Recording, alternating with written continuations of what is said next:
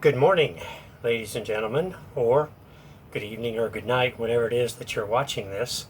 Just happens to be morning for me. Today we look at our first application of the principle of double effect. And this is the criteria, these are the criteria that relate to legitimate self-defense.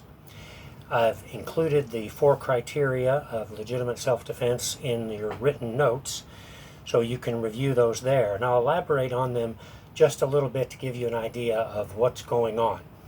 Now, as I mentioned, this is an application of the principle of double effect, which means that in these criteria you will see act, effects, intention, proportion. So the act itself obviously is repelling force by force. The effects, which you have to be careful of, is that you can't use the evil as a means to the good.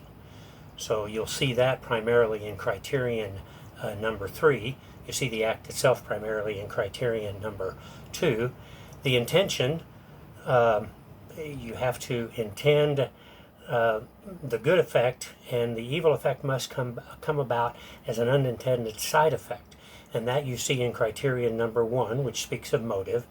And finally, in criterion number 4, which talks about only necessary injury, you see the key word or the principle in double effect of proportionality.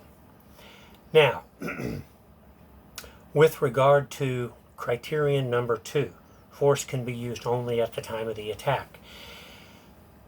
You notice that the phrase time of the attack is italicized. The reason for that is that if you suspect that physical attack is on its way, you don't necessarily have to wait until the club is over your head or till the gun is at your head or whatever. On the other hand, you can't retaliate with force just because someone sends you a threatening letter or a threatening email. So when precisely is the time of the attack? And that's unavoidably vague and ambiguous. If you don't have to wait till the gun's pointed at your head, but you can't retaliate by force in return for a threatening letter, it's obviously somewhere in between. And that is oftentimes difficult to determine. I don't really have, and nobody has, a clear answer to give you. That is an answer which can only be determined by your use of the virtue of prudence, figuring that out. Someone is stalking you, someone is threatening you, someone is making it clear that they're going to attack you, someone has tried to attack you in the past. All of those get closer to the end of the spectrum where the gun is pointed at your head. So you have to make that judgment.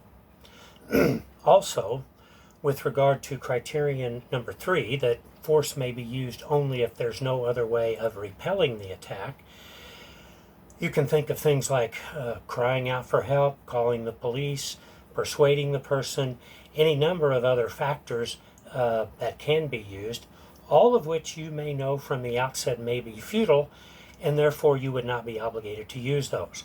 In some cases, there simply is no alternative to force. With regard to criterion number 4, only necessary injury may be inflicted. An example might be if you could knock the person unconscious, then you shouldn't kill the person. On the other hand, if you know that's not possible, if you know that the only way to stop the attack is to use lethal force to kill the person, then it simply has to be done. In all cases, with regard to the principles of justifiable self-defense, the criteria favor the one who is attacked. The attacker is not to be favored in the ethical analysis. By virtue of attacking somebody, the attacker is pretty much stepping outside the realm of ethical action. Now, as I mentioned to you, with regard to the question of whether or not killing or injuring in self-defense is direct or indirect, the classical realist position, the natural law position, takes two opinions. One position is that it's a clash of rights, and both rights cannot survive, and so one must give. And obviously, again, the analysis is going to favor the one who is attacked. In a sense, the attacker gives up what we all do have, and that is a right to life, but in attacking someone else, you are, at least to some extent, if not completely, forfeiting that right. That's one opinion. The other opinion is that all injury or killing in self-defense is indirect, keeping in mind criteria 2 and 3, particularly criteria 2 of the principle of double effect, that the evil which comes about as an incidental byproduct, not as a directly intended effect. Those are the two opinions. You can choose whichever you think is truer. With regard to the idea of whether or not self-defense is required or self-defense is a duty, you may, the classical realist would agree, you may give up your own right to self-defense on your own behalf, but only if it is only you yourself who is involved. If you have others who are in your care, custody, and control, say for example children, it is not legitimate for you to give up the right of self-defense on someone else's behalf. It probably would be required for you to do whatever it is that you can do in order to preserve your life and their lives. Now, I mentioned other things besides your own life, which can be defended by force, even lethal force. So your limbs and faculties, if someone is attempting to maim you, somebody is attempting, which seems pretty far-fetched, to give you a frontal lobotomy.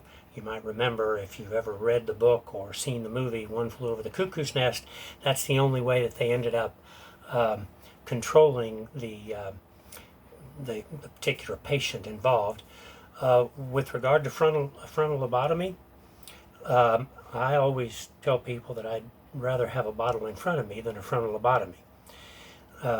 Unfortunately, I can't see all of you smiling at that statement, but I'm assuming that you are.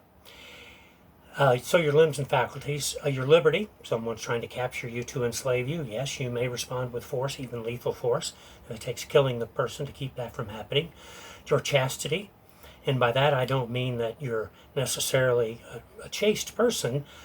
That's not the relevant fact here. If someone is attempting to violate that area of your person, that private area of your person, if they're attempting to violate that by force, you may respond likewise by force, even lethal force, if that's what it takes.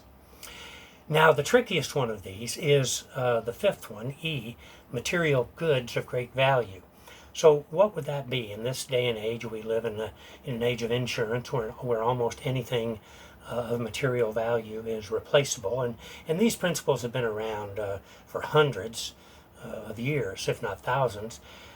So it's more difficult for us in the modern world to figure out what a material good of great value might be that would be worthy of defense by lethal force.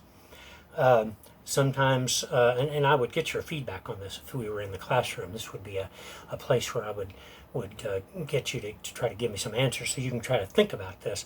Would something of great sentimental value, a ring that's been passed down through generations perhaps, a relic of a saint, something that one uses in his livelihood, one's property.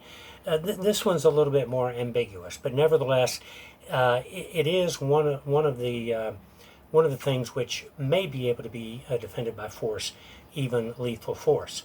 However, your honor or reputation is not going to be able to be so defended. If someone is out there telling lies about you, no, you cannot go attack them by force.